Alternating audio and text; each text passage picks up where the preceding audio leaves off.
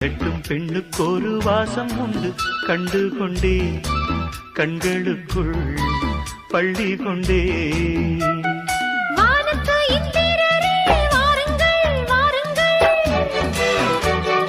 பெண்ணுக்குள் என்ன இன்பம் கூறுங்கள் கூறுங்கள்.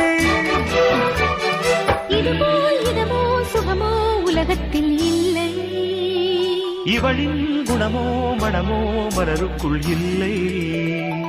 சேலை கட்டும் பெண்ணுக்கு ஒரு வாசம் உண்டு கண்டதுண்டா, கண்டவர்கள் சொன்னதுண்டா.